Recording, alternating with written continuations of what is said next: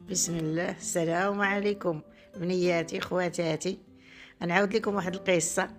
قال لك اسيدي واحد الراجل غادي، وملي تم غادي اسيدي لقى واحد الحفره.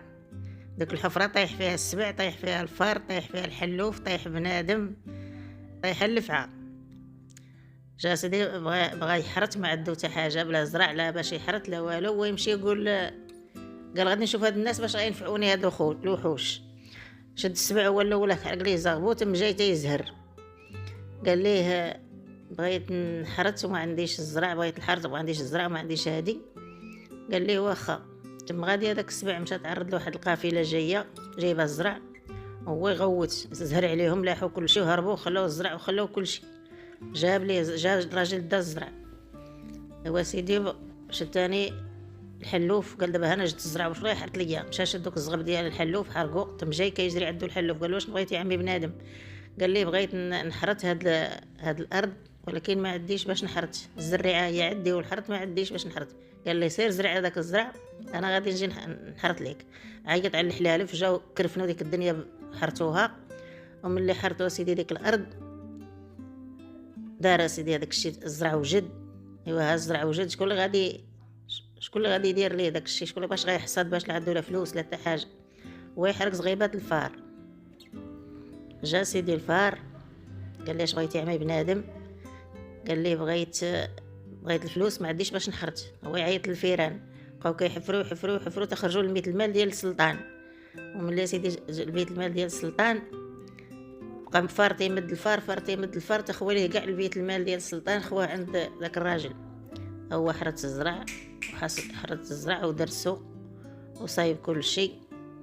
يا سيدي هو هاد بنادم تيوصيو عليه، تيقول ليه ما تطلعش بنادم راك تندم. هو يشوف داك السلطان الصباح جات قلب الفلوس، ما لقاش داك الفلوس ديالو. تيقول له الفلوس شكون اللي سرق ليا بيت المال ديالي؟ ناض هذاك بنادم جا لعندو قال له شو ما عرفتيش انت شكون اللي سرق لك فلوسك؟ سرقها لك هذاك، شوف راه حرت وزرع وحصد وشو عنده الزرع وعنده كل شيء. منين جاتو الفلوس؟ هو يعيط ليه، قال لي منين جاتك هذاك الشيء باش درتي هذا الشيء؟ حكى لي، قال لي هكاين لي وهكاين. داروا في الحبس. ملي داروا في الحبس، جا هذاك بقى هذاك الراجل مسكين في الحبس، نسى داك الشيء ديال الوحوش الاخرين، وسبق عليه اللفعه باقي ليه هذا. شد هذيك جالس يفلي حوايجو في الحبس، هو يلقى ديك القشيره ديال اللفعه. قال والله تنشوف هذه باش غادا تنفعني. هو يحرق داك القشور ديالها. تما جايه اللفعه عنده في الحبس، قالت له يا قلنا لك وصيناك على بنادم ما تطلعش بنادم راك تندم.